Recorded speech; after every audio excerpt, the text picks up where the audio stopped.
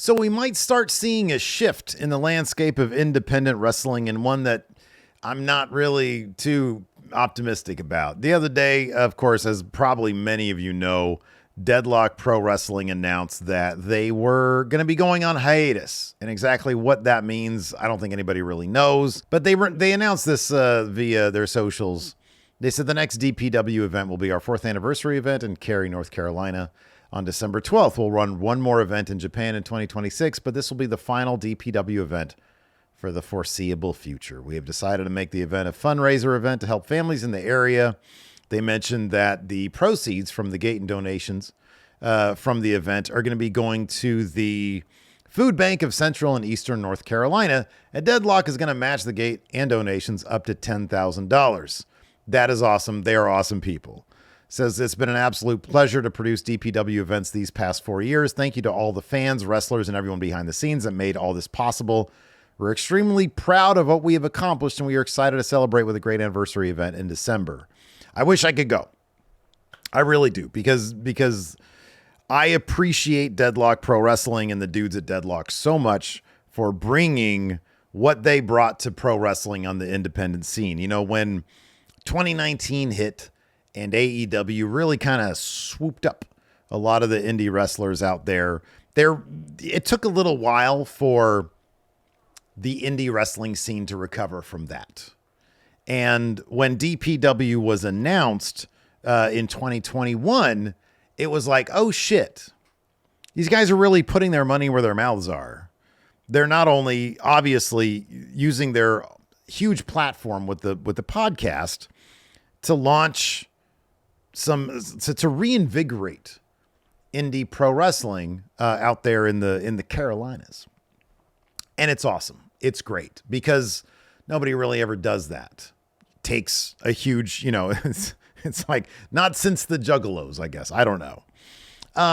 And they had such a great fan base, and their production was just off the charts great.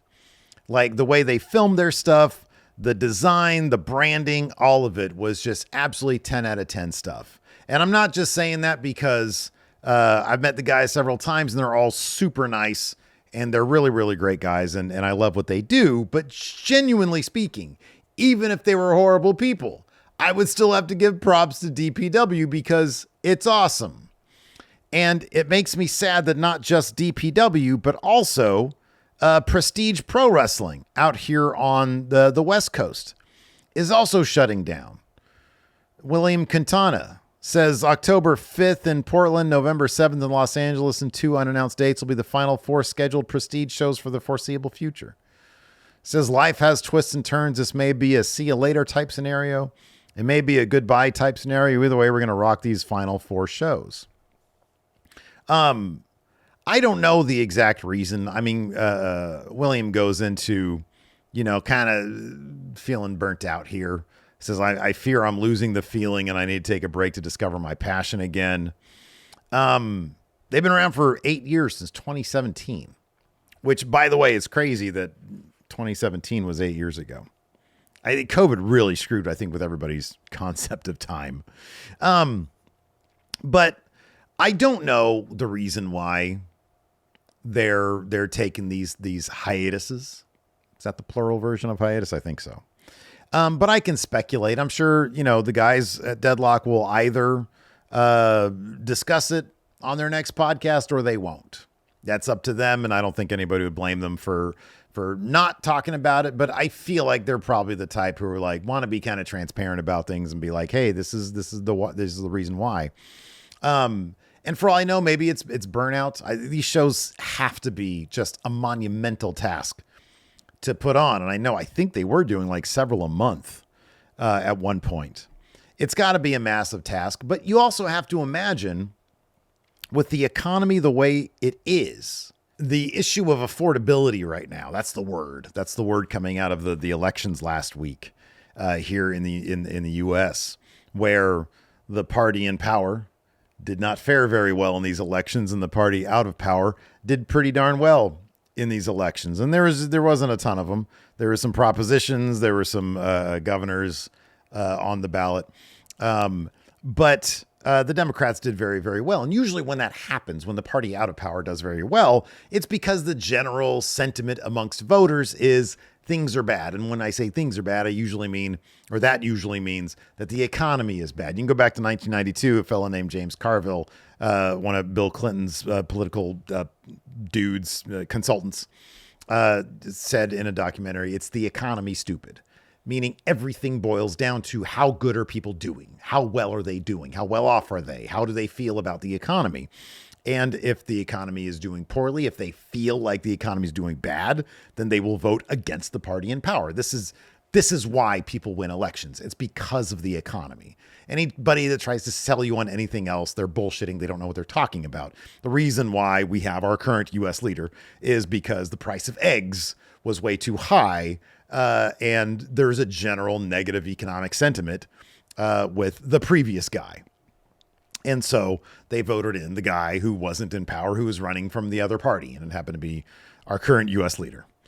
Trying not to trigger anybody out there. So that's what happens in elections. So right now, this whole issue of affordability is to the fore. So much so that our current U.S. leader thought it would be a good idea to propose 50-year home mortgages. Now, anybody who's an actual homeowner knows that that's an asinine idea, and I don't think it's actually going to happen. But that speaks to the desperation from the government in terms of offering solutions to this affordability problem. You have to wonder, when the economy goes bad, people start cutting out things they don't need. And unfortunately, that probably means not going to as many shows, not paying to watch their pro wrestling the way they used to. I have no idea what the numbers are, for example, for even the WWE ESPN thing. But I can't imagine it's all that huge, because $30 is a lot of money. And so you see less and less people paying for shit that they don't deem necessary. That is not a priority. And unfortunately, it seems like pro wrestling is going to be one of those things. And I can only speculate that that might be a reason why.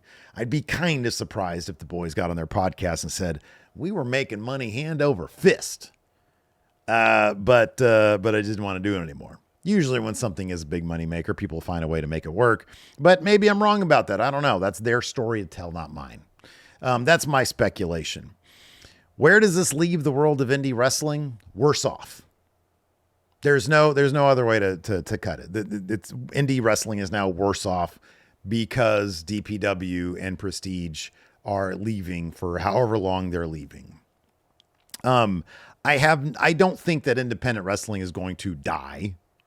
I think there will always be indie shows out there, but the level at which they were producing their shows and the level of talent they were able to bring in is something that I don't know how indie wrestling is going to continue that without a different business model.